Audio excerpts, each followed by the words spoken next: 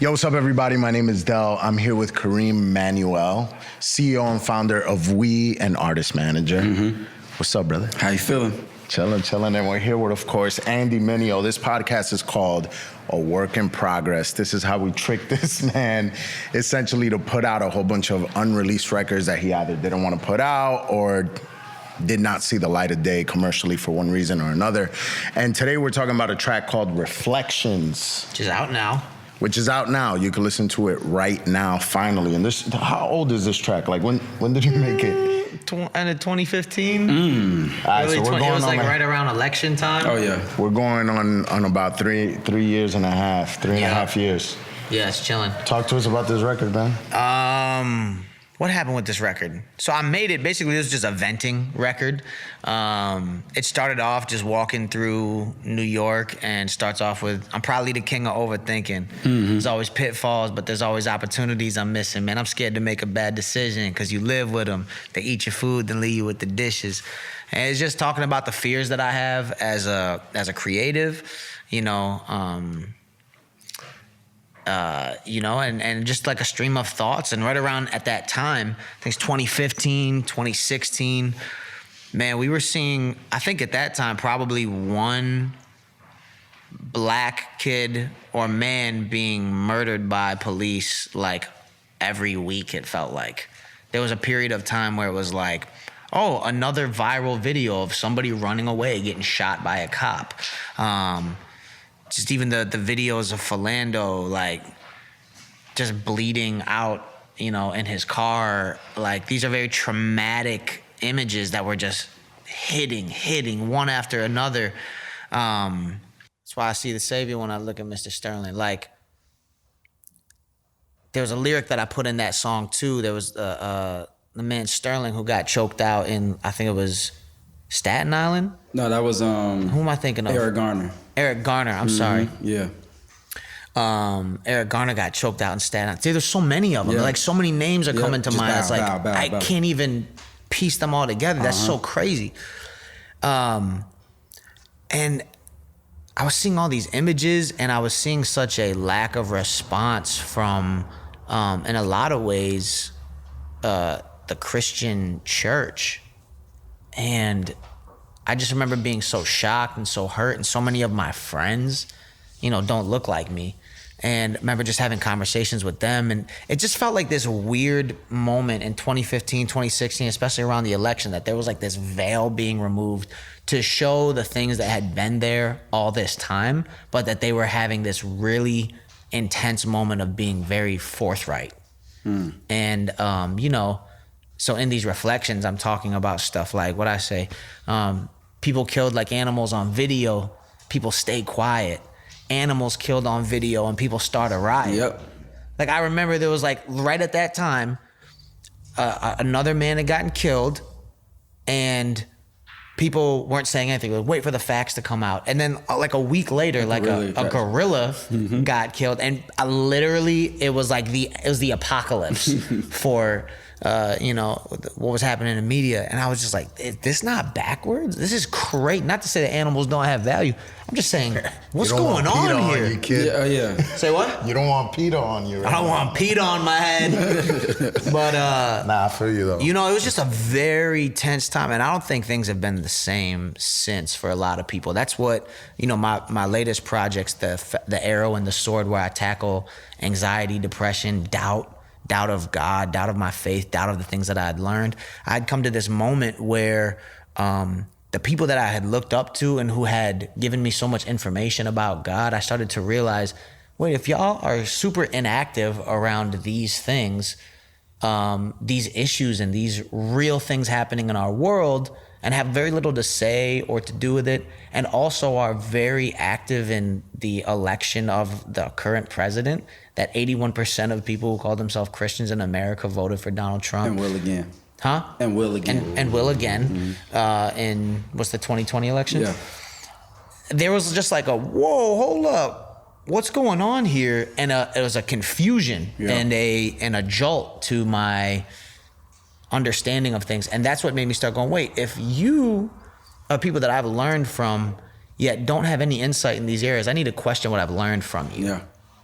And that sent me down a rabbit hole. So well, you just heard the record, and we were asking you to like hold your thoughts until we started. So like, what were some of like the initial impressions? And also, Kareem, maybe you need to just do like a small introduction too of maybe who you are and to give some context too. I don't know if that helps. I guess, I'm Kareem Manuel. I'll talk to y'all. They'll figure out the camera angles. Let's see.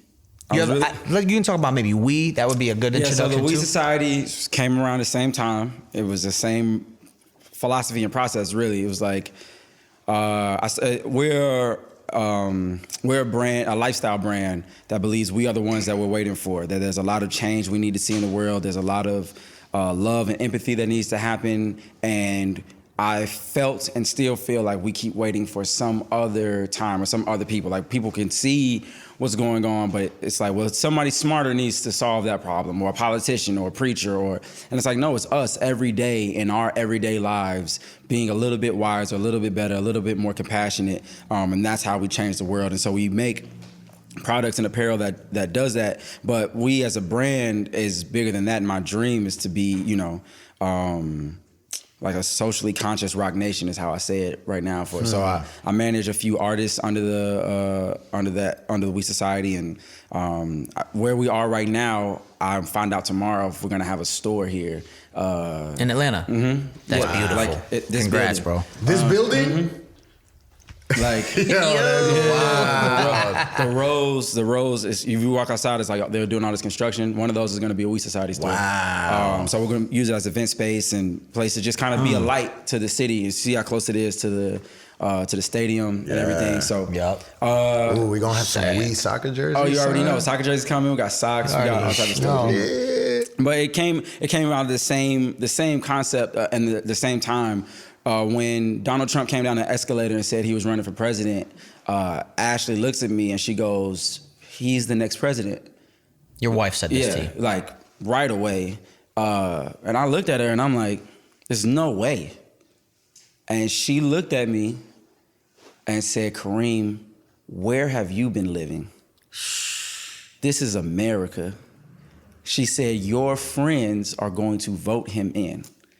And I was crushed because she was 100% right. And it was Who like, were your friends? She just meant like evangelicals, like the circles I ran in, the stuff I had built, the things I was a part of. Like they would put their self-interest of power, and it would supersede everything else. And I wanted so bad to be like, no way, because of what he was saying and what he represented. It was like, nah, not this person, not this organization, not, the people I've known 10, 15 years.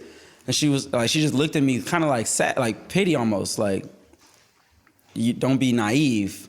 And the organization I was working with at the time, I had to do a couple trainings, like some racial reconciliation trainings or something like that. And I saw she was 100% right. Like, I was embarrassed. About it. And so I started We kind of as a way to say, how can I put something in the world that would not sugarcoat or run from the issues, but also be a place where people could come together, especially people who look like me, to say like, I don't stand for this, but I also fight back in a different way than the tools you're using. So all of that to say, that's how we started. And the record, you just played for me, I feel a lot of thoughts, and I don't know if we can get to them all in the time we have. Sure. One, I think, so initially, like right away, I'm like, it's perfect mood. It's just like, because there's a angst or I don't want to use the word rage, but it incites a rage in me as I'm listening to it. But you deliver it so calm, which is sadly how I feel like I have to exist if I'm going to live well in this society. Like I have to, in Exodus chapter 2, when Moses comes out of Pharaoh's home, for whatever reason that day, he just can't take it anymore. It says he looks around at the burdens placed on his people, and he looks this way and he looks that way, and he sees an Egyptian beating a Hebrew man, as a slave, and he goes over and he murders him. And I tell people, like, that's the rage that we feel. It's like, you're so angry you could kill someone. I say, like, there are black men who change their name when they realize how wildest was like, forget this, I'm Malcolm X now. I'm Muhammad Ali. Like, I'm not even going to be associated with this like American name Kareem anymore. Abdul-Jabbar, right? I'm Kareem Ali because my father, like, his name was Raheem. Growing up in New York, I was like, you're not gonna have a Eurocentric name.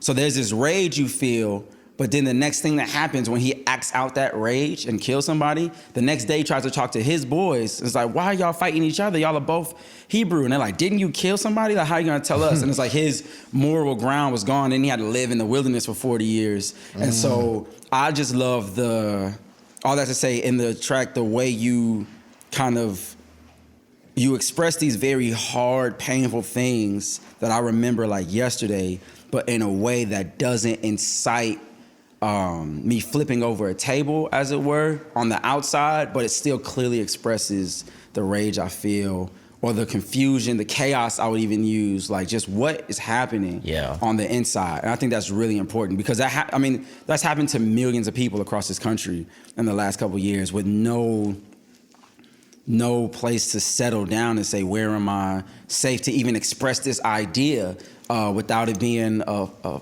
Facebook war. People couldn't have Thanksgiving dinner as a family after the election. It was people, like, lines were drawn in the sand, it felt like. And so just to hear you express with poise, as they call it, like a quarterback has poise in the pocket, all this stuff. I think that's nothing else. That's incredible, because if it was me, I guess it would have been a rager record, a Travis Scott type thing. But I like the here's my thoughts, here's the inner parts of my mind, here's some very painful and deep things I'm thinking about, and now you just sit and wrestle with it. And I think you even say, like, you don't say it this way, but you can't heal what you don't reveal. If we don't acknowledge the past, we can't progress. Right. I think doing it in that way allows people to actually process the information and the past without being able to default to an emotional response and not have to deal with what they feel. Sure. Because they're just, flailing out. Yeah. Thank you, No by the problem. way. That's good. I think that's a really good point. Honestly, until you brought it up now, I had never really captured that aspect of the record, because even the line you say, make America great again, I'm like, which version? We talking pre-slavery or post? Right? Yeah. What's the line? Pre-slavery post. Talking about before or after women could vote. I'm talking about this land before or after we stole it. Yeah. Yeah, man. I think it really underlines like a lot of the, just a lot of the hurt that people feel, man. You almost feel like lost in this record. You know what I mean? Like, we shot a video that we never put out, that it was just you, like, kind of like walking around New York City, and a lot of stuff we never put out. A lot of stuff. And I think it's true, because it's a very pensive record, but it's really thinking about a lot of things that are hurtful to you. You know what I mean? Yeah. And you're just more trying to find answers than I think just being enraged. Yeah. Well, and it's weird, because with something like this, and this was like 3 years ago, so my thoughts even on this stuff have developed even further. And I was like, my lyric content would have been even more different now if I wrote that, and more, nuanced. But say that line from there. Did 81? So in There, which came out on The Sword, it's like this post-verse thing where I say, did 81% of the people I call my brethren put an elephant in the room and say it was heaven sent? I don't know what Bible you read and what God you believe in, but that don't sound like reason. It sound like you sleeping, so I'm leaving. This my last supper, who treating? Take a stand for the knee and your Nike still creasing. And it was like, there was a lot in there. But we talked about that elephant line. Did you put an elephant in the room and say it was heaven sent? And we talked about the double entendre of elephant. Don't break it down, man. Just have people don't even ask you how. Don't even ask me how. Tell just people double entendre. Don't even ask me how. But we were talking about all that. And I think that might have been a more poetic way for me to say even some of those things, but a year ago. Yeah. But sometimes it's good to just have the visceral, the raw thought. Yeah, just like, this is what I feel. Like I say all the time, like the Bible as a collection of writings, like these were people. Like even with Black history, what this time did for me and making me realize, like, Dr. King, Malcolm X, like Rosa Parks, like these are not pieces of information. These were human beings that had real feels and feelings. They walked around probably thinking the exact same thing. Dr. King writes, I fear I have integrated my people into a burning house. Like my life's work up until that point, he probably thought he was going to live longer than he did. But up until that point, his life's work was one thing, and then he's looking because of the stuff that was happening. And like you said at the beginning of this conversation, the veil being removed from his eyes and going, oh, I fear I have made the wrong choices. I'm scared of making the wrong decisions because you live with them. Like I got a Nobel Peace Prize for this work, and now I feel like I brought my people to a place that's even worse than where we were before. And so all that to say, like even I look at the Bible not just as a spiritual thing, but it's a political document. These are people who are looking for a nation to be home to. And so when David writes the Psalms, it's like I would imagine sometimes he's just writing there's not a lot of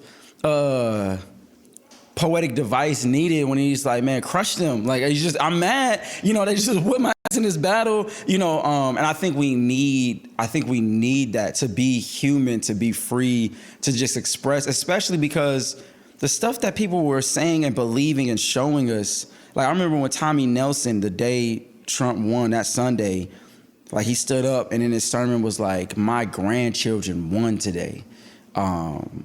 Like the way the forward thinking he has of what it meant to put Trump in and how it's going to be a benefit to his seed moving forward. It's like, it's like, no, I don't have to be all cute and poetic. It's like, I am distraught at the fact that we care more that this gorilla was murdered, because a kid fell in the thing, and it's like, okay. Man. But then you see an actual human being sitting with his girl and his daughter, and you're like, well, I don't know. There's no PETA for that. There's no, if I said something negative about a Jewish person, we would call it anti-Semitic.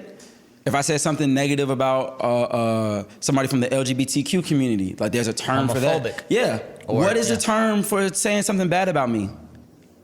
Racist, American. That's it. It's just like there's nothing. There's no, like, because we're not even considered a nation. I'm just black. I'm not really considered American because I don't. And at least it's how I feel. And so I'm saying all that to say I like this because of the truthfulness. Like it isn't. Yeah. I mean, it's bars, but it's just here. This is my heart. This is my thoughts. Yeah. And I feel like when you read the scripture, you see that a lot more often than we see Yeah. And I want to also interject something into this conversation. One, I would say if you're watching or you're listening right now, and if you are particularly white, heterosexual, Christian, and some of this conversation might feel awkward or maybe might not even make a lot of sense in some ways, I would encourage you to push through and to listen to people from different perspectives. For sure, because I think we're a better and stronger people when we take the time to be humble and listen, and to understand perspectives, especially from our brothers and sisters. When Jesus says the Lord's Prayer, he starts out with the word "Our Father," our, us, collectively, we, and so I think that there's a plurality in that and a plugs that's needed, man. And two, I also want to say this. Is I think what I would love to get into is this. The election happening sent a strong riff through the world, right? And particularly what I think there's some conversation needs to happen around, because I don't think there's much of it happening and I could be wrong, but what that meant for Black Christians. Yeah. What that meant for them and where their journey has taken them since then, or people who cared about the progression of, Black lives and minorities and equality. I think that had caused such a rift in me, and even with so many people around me, I think it did something to people's faith. I think it made them feel like they were homeless, spiritually homeless, because the people that they saw as their brothers and sisters, they started to realize maybe we're not on the same page about a lot of things. Yeah. And I think it's caused a chasm and the splintering, and a lot of people just punting their faith altogether, to people just saying that's just a white person's religion, to a lot of things. And I'd love to know some of the path that those years, what that did for your path, like for your journey. Okay, well, I was working with an organization here in Atlanta, their national organization, that brought me down to Atlanta specifically. So here's the truth. All right, let's just go all the way there. Go. All right. For the last 10 years, white evangelical Christians have been coming to me and other people and saying they've been doing these census reports and these studies and looking at the makeup of America and saying, by this year, you know, they were saying 2020, now it's 2024 or whatever. By this year, Caucasian Americans are going to be the minority, and minorities collectively are going to be the majority. So if Mexicans, blacks, Chinese, everybody pulled together, they would, you know, outnumber us. We need you to help us recruit for the gospel, for the kingdom of God, black and brown people to be part of this thing. And where I was, spiritualized the conversation. It was like, yeah, this is for the kingdom of God. This is for the... And what I realized with Trump was like they were having a business conversation and a political conversation. We are losing market share. We are losing power. Pharaoh did the same thing that Trump is doing. Herod did the same thing that Trump is doing. Muslims, you can't come in here anymore. From these countries, no more. We need to build a wall because they're seeing like we're losing this space. And so I went from almost blind faith, whoever you were, if I respected what you had to say, if you were an older white male especially, and went to whatever schools I thought were quality Bible schools, I just trusted what you said. And so things that... Because at the time you were pastoring. I was pastoring. I was washed. I was like completely washed in the culture. Like I dressed in the uniform, and you know, like just the... Like, you know, when you go to certain places and you just know, like, okay, I was all about it. I made very aggressive and important life decisions as a young man based on what I thought was good and godly and what people were telling me my faith was supposed to look like expressed out. Okay. Then Trump happens, and it wasn't just the election, it was everything leading up to it. It was the way people were defending it was Barack Obama's been married to the same woman the entire time. No one got arrested in his administration at all. Like there's no scandals. He has multiple Ivy League degrees, and so does his wife, and they were calling him the Antichrist. Kids. One woman, same daughters, like they love him, he loves them, and he's like the worst thing in the world. And then this guy comes, been married 3 times. It's on record saying like he just grabs people by the puts their tongue down their throat without like permission, like multiple children. He knows, you know, he was like, yeah, I tried to move on her. I know she's married, blah, blah, blah. And they're like, this is God's man. Like, this is what they're saying, right? And so you're watching this happen. And as a black man going beyond the homelessness, is this right? Is this wrong? You're like, these people don't care about me. Like they don't care. I'm watching Mike Brown or Trayvon Martin, who looks like my son, just 17. And I'm listening to people I'm holding hands up with and singing these songs with explain to me why he probably deserved to die. And why they're going to vote for Trump, because he's the godly choice. And so for me, like I left. I was like, yeah, I'm not gonna stay somewhere where I'm not respected or even safe or valued. Like if I have a mediator, I don't need you on this stage. So it made me question everything. What is church? If me and you are the church, like are we having church right now? Or is it just when it's organized in a building? Is it because I'm giving tithes to a specific organization or I'm paying an offering so we can build this building? Or is it because I love God and I love his people? And I started encouraging people, because I tried to come back. I went to the church I was going to, and the guy got up and he was talking about this thing, and he was basically saying what every slave account I've ever read says that they say. It's like, well, God will work it out when we die, when we go to heaven. Like just, we'll die and go to heaven and he'll make it okay. And I was just like, that's not what David felt. That's not what he did either. Like, that's not, like all of the Old Testament is like, yes, God, like, okay, God, I trust you, but we're gonna go fight back or take this land or do whatever. And so a lot of black people and brown people and white people who also see and the veil is pulled back are going like, I don't know.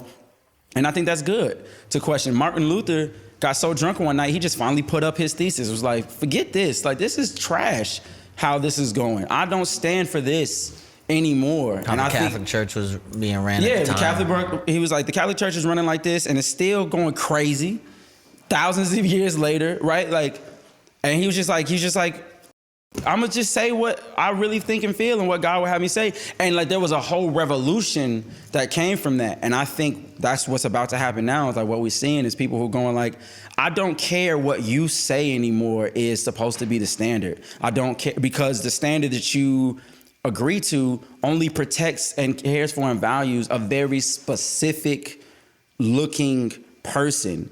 And like you said in the record, Jesus sat and took care of sin. Like, they were mad at Jesus all the time for breaking all the rules. It was like, you're not washing your hands before you eat. Your disciples are baptizing people. They're not supposed to. Why are you here? You're hanging around with these people. Why are you healing people on the Sabbath day? The Sabbath day is supposed to be. And it's like, bro, he couldn't walk. Like, he couldn't walk his whole life. He meets me one time. Now he can walk. He been coming to your church for God knows how long, and ain't nothing happened. And you're mad because it's the wrong day. Like, what are we talking about? So I left church. I was like, I'm done with this, like, control. You gotta, and I'm not telling people where I landed. I don't know where I landed. I'm like, I feel like for the first time, like Abraham, like, I'm just like, oh, this is what it means to have faith. Like, you're just walking, and, you know, your family might look at you crazy. Like, I lost, like, everything changed for me. Everything changed. When you decided to leave the church. The church, or even group think. The group think about what church is. Because discipleship for us was like making copies of yourself. So whoever was discipling me, I'm trying to be just like them, regardless of what my wiring or giftedness is. And so I remember thinking about David when he goes and he talks to Saul, you know, about to fight Goliath. Saul's like, here's my armor, bruh. And I would imagine he got like the best armor in the nation. You know, he's the king. He's like, here's the best of the best. And David's like, I don't fight like that. That's not how I fight back. I'm gonna win, but I just need this stone and this sling, and I got this. Yeah. And I think there's a level of like the body, as it were, like giving room for people to be themselves and how God made them. Paul and Barnabas, they disagreed greatly about something that was very serious, and so they split up. But they still could be brothers, and years later they come back together and be like, man, I was tripping, or you were, you know. Sure. But like, there's no room for that right now, and I feel like it has to be, because what can't continue is we just keep supporting Moody Press. Well, I mean, I didn't go to Moody Bible College because in the handbook it said I had to cut my hair. I wasn't allowed to have locks to go. That's true. Micah Bournet had to lead like a conversation in front of the board to biblically argue why black people should be able to wear braids or locks as a cultural expression.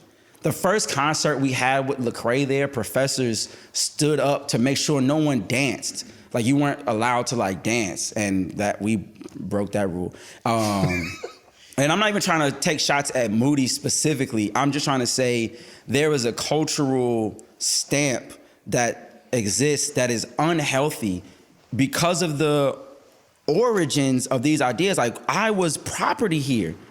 I'm a commodity to this country and have been since the day people who look like me were brought here. My last example, and I promise I'm gonna let y'all say something. I say, like, if we play Monopoly, and we sat down and play Monopoly, and you were like, yo, everybody gets this much money to start except black people. And everybody gets $200 when they pass go, except black people. Everybody has free market, free trade. You can buy property if you have enough money to buy it, except black people. Y'all actually work here, and you are our property, and we're gonna play like that. And then we have kids, and I teach my kids the rules, and you teach your kids the rules. And so I teach my kids, you don't own property, you don't get money when you pass go, you go to jail more than everybody else. And so, okay, these are the rules, and your kids are like a totally different set of rules. And then my kids are like, well, this is not fair. And your kids are like, yo, this is not fair. How come? And he's like, all right. You're right. It's not fair. Let's change it. We'll give them $50 when they pass go okay, and they can buy property. And then we're like, yo, but y'all own all the property. It's like, well, you know, Too late. At least you got, you know, you got to fight hard like we did. It's like, bro, I'm not playing this game. No matter how many tweaks we make to the game, the rules at its core are designed to oppress me and to benefit somebody else. We have to go play a completely different game, and I don't think we can do that. And I think all that to say, what you're seeing now are people saying, I don't know what game I'm going to play, but I'm not playing this one anymore, where one hand is always tied behind my back, or every time I stand up for myself, people are going, well, you're just not trusting God, and you're just not being a good Christian, and you're just not blah, blah, blah. It's like, man, that. Like, I'll go somewhere else and do something else, and me and God will figure it out as I go, because you would literally watch me bleed to death in the street and justify it somehow, and feel like you were a good person because you sang a Hillsong song or bought this t-shirt or whatever. Meanwhile, my son is like under threat all the time. So people are making new choices. People are leaving. People are asking very hard questions, and people don't have very good answers for them. And I think it's good. I think it's healthy, and I think we'll be in a better place because of it when it ends. But I don't feel like people put an elephant in the room. I feel like an elephant's been there, and we were just looking the other way.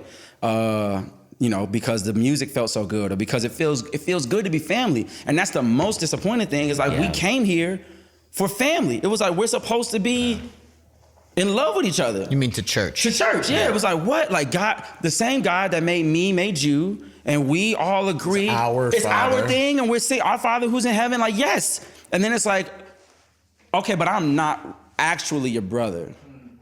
Like, when it's time to, like, how family rolls, at least in Black community, like, we have to roll together. Like, you punch one of us in the face, you done hit all my cousins, you hit everybody on my block, right? So it's like, we just got punched in the mouth. And instead of you coming with me and having my back, you're like, yeah, we paid him. We elected him to punch you in the face. And it's like, oh, okay. Now I got to go figure something else out. Because this structure that you're in doesn't make sense. Not at all. Well, the last thing you talked about was systematic oppression, which I think Paul McCartney very poetically in his song Blackbird during the civil rights era, where he said, Blackbird singing in the dead of night, take this broken eye and learn to see. Take these broken wings and learn to fly, which is what you were saying about having your hands tied behind your back. But then you were also talking about the putting on of the way people took white culture and put it on Christianity, which is something that recently we've had really, really, I would say, like, impactful conversations around on how Christianity should have many different cultural expressions. Like, you know, and mind you, the people that came and evangelized, people, if you want to talk about in Latin America, in North America, everywhere, these cultures that already existed way before them, they came, and instead of pointing them to Jesus, which we think is good, and teaching them about the truth, they said, no, you want to know what a Christian is? Like, dress this way, sing these songs, and behave this way. When really it should have been like, keep your culture, just point your praise here. There was a guy, I won't say his name, he was a friend of Paul Washer, who used to be like a really good friend of mine, I guess. I'm not saying I guess because Paul's a bad guy, whatever. Paul Washer is a preacher who's known for being very, like, bold and ferocious in the pulpit, and I to give people that man. context. It was like, he has this super famous message if you Google Paul Washer to come up. And they would tell me about, like, a mission trip they took to India and what they're doing in India, and all these people are coming to faith, and they were still disappointed because they were singing in Urdu, which is like the native language of where they're from. And they were like, they're still singing that. And I remember, this is before I was awake to anything. I was like, but that's their language. I was like, if a man speaks Mandarin and he decides like, oh, I'm gonna follow Jesus. You want him to stop speaking Mandarin? Like he's supposed to speak English? And that's why I was like, oh, for you, being a Christian is also being American. It is like, now put on the khakis and put on the, and so then the question for me became, everybody keeps talking about Christianity existed before, America or before Europe. And it came from the East. Right. But I don't know nothing about that. We don't really know. We just know it existed, but we don't really know. And then when the Orthodox Christians all got their heads cut off, and people were like, "Those are not real Christians." I'm like, "Well, they were willing to die for it." Like, I don't, they were first before we even. So it's like, what we're not really fighting about like spiritual development, and we're fighting about like culture. We need to control culture. We need people who sign up to go to our schools, to buy our books, to think the way we're telling them to think. Because as Carter G. Woodson says in The Miseducation of the Negro, you teach a man how to think, you control his actions. So you can step up in front of people and say, this is what you should be feeling about this. Because that's what we want. What should I be feeling? What should I be thinking about this? It's like, you should be thinking this. I'm like, okay, well, that's what I think. But then this is so egregious. It's like, I don't think I think that about this. I think something else about this. And then it's like, well, you're not with me if you don't think the exact same way I think. Yeah. What's interesting is, I'll just say something real quick. What's interesting is you're an advocate for independent thought. And you're saying that your discovery of the power of independent thought, rooted in what you believe is truth, is what kind of set you free from. Yes, I do want to give. I want to give a caveat that it cost me a lot. I lost almost everything I had built in my life, and I still don't know exactly what I'm doing. So I agree. I do think it's good, and I think I'm wired this way. This is my slingshot. You don't got the answers. I don't have the answers. I'm not advocating for a certain style or way. I'm just saying I understand why it's happening, and I think even with the chaos it feels like right now, I think it's going to land in a good place because it's better for people to work out their own soul salvation than to follow a copy, a carbon copy of what something is supposed to look like because this person articulates it well. Yeah. Well, this is what's interesting because we're seeing the rise of, God forbid, we're seeing the rise of nationalism on a global scale, xenophobia on a global scale, populism, all that stuff. So this is the thing. What's interesting is that you're an advocate of independent thought. There's people on the far right that are like Trump supporters to the umpteenth power. Doesn't matter what that happens. Are also on some like, well, we're thinking independently. So it seems to me like there's two very different ideas or implications of independent thought. And the real question I have right now, because listening to Andy's song at that point 3 years ago, he was lost looking for answers. Yeah. Listening to your experience and where you're at, it's like there's definitely a fire. Yeah. Like you can see it. Yeah. Right? And you're just like, yo, I'm not gonna get played. Like, and I'm also not gonna subscribe to these things. And what I wanna know really, man, and this is the difficulty where I find myself, is like, how do you close the divide? Because right now, people are demonizing everyone that's on the opposite side of things. And I'm like, yo, all right, now wait a minute. I'm in a tough position as a Christian because I don't believe I have the basis by which to demonize anybody, because if I have a true understanding of sin and my broken nature, I'm really not better than anybody. Not really the same. Right. I'm just over here like asking for grace. Yep. So, and then also I know that we're called to be peacemakers. So I'm like, all right, I know it doesn't work. And look, yo, I'm gonna tell you straight up what I feel. From day one, just so my position is clear, I was very against the idea of a Trump presidency. First and foremost, like, we don't have time now to go categorically issue by issue, but first and foremost, because I believe that his leadership style is toxic, and historically, we can easily see how it always leads to disastrous things. For certain people. Because he wins. But I think at the end, everybody loses. Like when you look at World War II and like what nationalism and xenophobia did there, bro, everybody ended up taking an L at the end. I'm with you, everybody's I'm in with absolute. you. I don't I'm want with to speak you. in absolute. I think get you, ultimately yeah. the majority of humanity really, was impacted negatively by everything that happened there. Yeah. And that was my thing. I'm like, yo, the way this dude talks, the way I honestly believe, I truly and firmly and honestly believe he's a narcissist. Mm-hmm. And I think that there's nothing more dangerous than putting narcissistic people in a position of power. And when you do The it in position of power. Right, and when you put them in this most. position, I just think the implications are ultimately, I'm praying against it, disastrous. But just so you know, my position is clear, but I'm also not the type of person that wants to demonize people that think different from me or demonize anything. Yeah. I believe It's kind of a cheap way out to demonize something. Well, I believe the best thing we could do is try to have empathy and understanding. Because look, I might not agree with you, but yo, man, I think there's validity in the way people think. The problem is that they get to a certain point where they just go way off the tracks. Yeah. But in the source, it's like, well, I just want the flourishing of my people. It's like, well, in and of itself, that's not bad. Yeah. I just want the preservation of white culture, like white nationalists saying. You're like, well, in and of itself, that's not bad. Like I love Latino culture. I totally understand it. You know what I'm saying? Like if I'm gonna move somewhere, I'm like, is there Latino culture here? If not, I don't really want to be there. If there isn't, if I can't get some of that.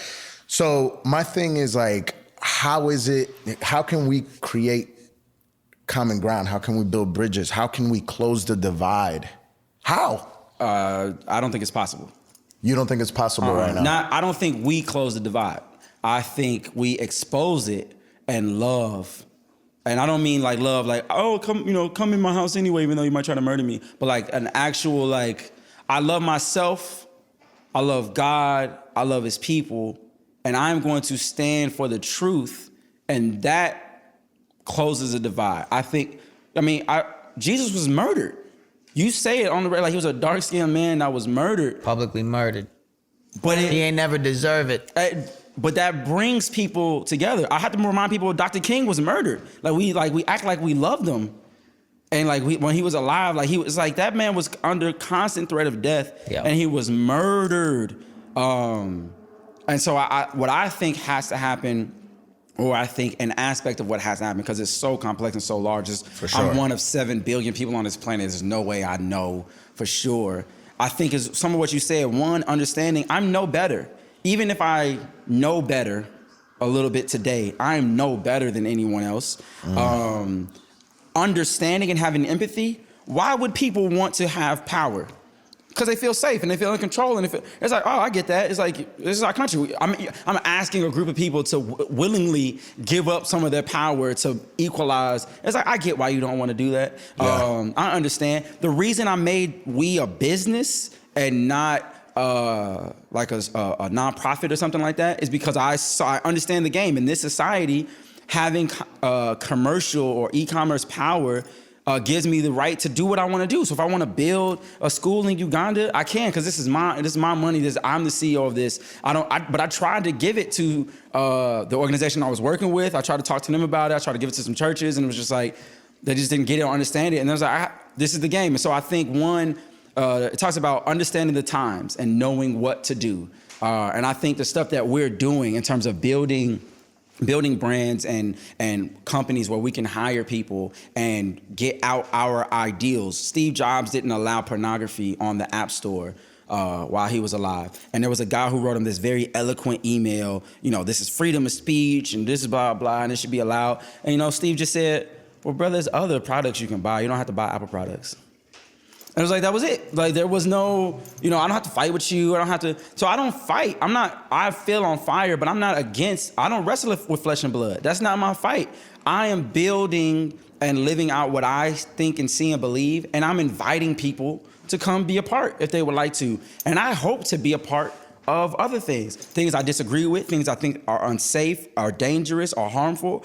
I will say, I think that's harmful, that's dangerous. I am against that. Yeah. But the person, the human, I don't wish ill will on anybody. I just spend my energy and my time and my focus loving and building with the people I can love and build with. And I think as time goes, you look back at a Dr. King and go, man, he was really right about some stuff. I need to. I mean, there are people who are probably writing you. I've seen you put some stuff up or talk about it. People just say like, man, I never thought about it that way. Now I'm doing all this research and I'm learning and I'm seeing that I've been a nationalist or I've been homophobic or I've been. I think that's important. So I just think you have to stand for the truth or what you believe. You have to be willing. I had to admit to myself I was not open to change. I said to myself, if people listen to me the way I listen to them, no one's ever changing their mind. Like ever. Because I was so sure that I was right about everything. I was like, why am I even arguing with you? Because I'm not going to change my mind. Mm-hmm. So if I'm listening to you with a closed, like just I'm set, these are my thoughts, it's like it's hopeless. So now I'm open. I have concerns and fears. I will say this is dangerous, this is wrong, I don't stand for this, but I'm also open to hear you, to have conversations, and I'm going to build what I think needs to exist. And if you rock with that, great. And if you don't, you go try to do what you want. And if God is for me, then we're gonna see at the end like what it is. I don't need to win today. Conviction and humility, it's having both. And one thing that I think is very dangerous nowadays is how we build caricatures out of like people that have opposite points of views, and we also oversimplify them. You see it now, it's like liberal, conservative, polarized, left. That's how we sell everything. Right, and like you oversimplify everybody. Oh, you think that? You're over there? That's what you think? You watch CNN, don't you? I had somebody that was a coworker in my past industry that I was in, and he was like, conspiracy theorist, super Trump supporter, Alex Jones supporter, right? That's the dude's name, right? Oh, yeah. And I was always like, hey, bro, like I basically don't agree with like 90% of the things. And he'd be like, oh, what are you, a liberal? Yep. And I'm like, bro, I'm a complex human being. I have points of view that lean this way for certain things, that lean that way for certain things, that are in the middle for certain things. Like, I'm complex and you should be too. Yeah, I agree. And I think what you're saying, man, is just, look, I'll be honest with you, it's tough for me to watch Fox. Yeah. Like, it's tough. It's tough. I don't really. I believe there's a very clear agenda, and there's sometimes I perceive an arrogance and a promotion of views that I don't agree with. But I'm like, listen, man, I really, really, really, if we are going to be the change that we want to see in the world, then I do have to hear and understand points of view that differ from mine. Yep. Even if it's hard to do it. That's the healthiest way. Because I want people to give me the same thing. If you you guys were with Tadashi talking about Ecclesiastes, and I read Ecclesiastes very different than the way it's been taught historically here. I do think he was the wisest person. I think he was just saying like, bro, it doesn't matter, man. Try some. Like, the water is gonna come out the river into the sky. It's gonna rain. Gonna go back into the ocean. Like, we don't know. So just live. Like, it's all trying to get it perfect is vanity at the end. Absolutely. Just exist, have those conversations. But at the same time, I think the wisest kings and queens have people of opposing views, like share their thoughts and get sharpened by them. I learned from Trump. One of the ways, like, to just say what you think, say what you believe, and just stand. Like, that brother's like, apologize. I'm a rich white man. Apologize for what? And they're like, well, you can't say that. He's like, I did. Well, you'll be canceled. Okay. Like, it's like, this is what I think. And if he thinks something else tomorrow, he's gonna say that. And it doesn't matter. Now, I don't think I should emulate what he's saying. I'm just saying, even learning from, like, I knew Kanye was gonna be fine watching Trump. Like, no, people are fickle. They're just a crowd. So you can learn, you should learn from opposing points of view.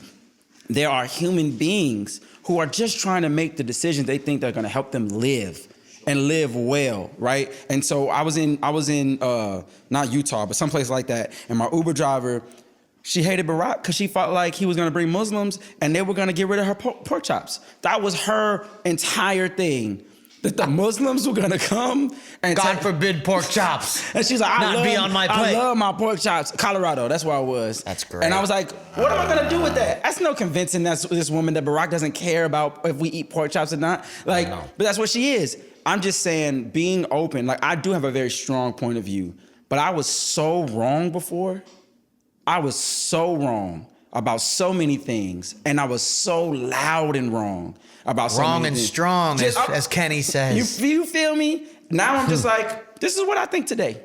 This is what I feel. And I could be wrong now. And I could be so wrong right now. So I do need grace. Yes. And I give grace because you could be wrong and strong and be willing to fight me right now. And 5 years from now, be like, man, I was tripping, bro. Yeah. And I know we can, man, this is a great comment. I know we can go for a long time. I know we got to wrap. But, man, one of the things that I really appreciate is your willingness to take where you are and hold it out and say, this is where I'm at today. Yeah. And it might evolve and it might grow and it might change. Joe Baraka said that in an interview one time. He's like, these are my views today. Yeah. And, you know, I even said it in a record kind of tongue in cheek, which was like, when I was young, I was dumb. Then I got older. I'm still dumb. The only difference is, and now I know it. You know, it's true. Like with more age, the more you know you don't know. That's it. And it opens you up to thinking about the world differently. But it does definitely take a muscle, because I think we're so inclined towards comfort and security. Period. That to challenge your view on own something is very unlikely. That you would step outside of what your mother, your grandmother, your brother, your sister, the community around you has taught you, because to have a different thought from them could in turn isolate you from them. Mm-hmm. It could push you away from them. It could cause them to look at you weird, to make fun of you, to laugh at you, to point at you. Lonely. And nobody wants to be lonely. So we would rather blend in than think for ourselves. And there's this guy I've been reading in my process of deconstructing and reconstructing a lot of what I believe. His name is Richard Rohr, and I know people got their opinions about him. But one of the things he said in his study of this book is called Falling Upward. He said, people are only willing to challenge up to 5% of what they believe at a time.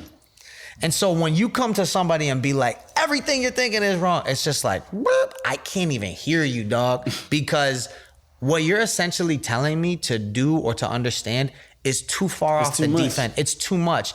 And so I think people grow in increments and over time that you go, I'm willing to challenge this piece about who I am and think about it. Yep. You know, and I think that's the way God treats us, is that he doesn't come to us all at once and go, here's everything that's wrong with you, fix it. He goes, let me show you a little something that's off. And we're like, man, I got to wrestle through that work. And then he goes, let me steer you back this way. Let me show you this thing. And he slowly chips at you in this process called sanctification, which is the process of becoming more like Jesus. Yeah, it's a process that hinges on understanding. On understanding, on humility, on willingness to be vulnerable. And I think, you know, you're at a place in your journey. And I'll be honest with you. Somebody even told me today, they were like, hey, man, Kareem's coming on the show. Is this cool? And I was like, yes, it's cool. Yeah. I know he might not have the same view as everybody else. And I was like, but that's why he's welcome. Like, that's right. You better ask that question. But and there might be people on this right now that are like, oh, they're so upset. They're mad. We're talking about this. And I feel like Steve Jobs, like, don't mess with me then. That's fine. I'll listen to someone else. And I think what I hope that we're promoting here is the idea that people are allowed to journey and to go off the beaten path. And bro, what you just said, my whole life changed. Like being alone, being like I lost everything. I was called toxic. I was called crazy. And I felt crazy. I was fatter. I was unhealthy in a lot of ways. You know, just all this stuff. And I came to a point. I was like, I would rather be wrong and really articulate what I'm believing and thinking than pretending for the rest of my life I'm miserable. Everybody else around me is miserable, and we're all still very unsafe from these things. Like Jesus had to go hide in Egypt to live. Like his family had to sneak away. Moses, his mother, how desperate do you have to be to put your child in a basket in the Nile? Because the politics of the day call for your son's execution as a child. Like we're talking about existing, like just trying to live as humans. And I just feel like what I love about the friends that I have is that I could say and feel and think what I say and think and feel and make moves based on that. And, you know, my core group is like, yeah, okay, well, let's talk about that. Let's be friends. Let's go, you know. I'm not shocked by your... Yeah, no. Yeah. And it's like, it's still love. And the amount of safety that brings to me to feel to not. Otherwise, I would just feel untethered. Is what I was worried about when it was first happening. I was like, oh, I'm about to leave everybody, and now there's like there's home, like to feel at home, even though I might be the black sheep at a time. It's like I'm still the sheep with these people. You still have family. Yeah, and I get to go out. Maybe I'm John the Baptist in the wilderness eating honey and locusts. Everybody's like, man, you're going crazy, John. But that's our boy. But there's love, yeah. I appreciate it, and I know I can possibly come off as like very aggressive. I just feel like the times we're in call for a lot more strength and conviction of character but what you're saying is true, which feels true 5% at a time. It makes sense why Jesus is like constantly like giving little parables and and then always exasperated. Like, y'all think I'm talking about bread? Like, still it's been 3 years and you think and you're just like, oh my gosh, how long is it gonna take for you to and that's why we just have to be patient and understand, and and so I think this is good. And hopefully, if you made it this far, Yeah. We'll wrap on this. We'll wrap on this. The key word is empathy, man. Yeah. I think the more empathy that we display on both sides, the more that we can still be family and disagree while still challenging each other. Because real people that really love people don't just go, yo, I love you, you're tripping, but keep tripping. Yeah. No, it's like there's a loving challenge, but It might learn you something too. yeah, I think Both that's sides. what we need now more than anything, man. And instead of demonizing each other, oversimplifying opposite sides, or making caricatures out of complex human beings with complex point of views, I would just really, man, the key's gonna be empathy and thinking, understanding, and having empathy for the other side. And I think what you're saying is we're all works in progress. yeah. There it is.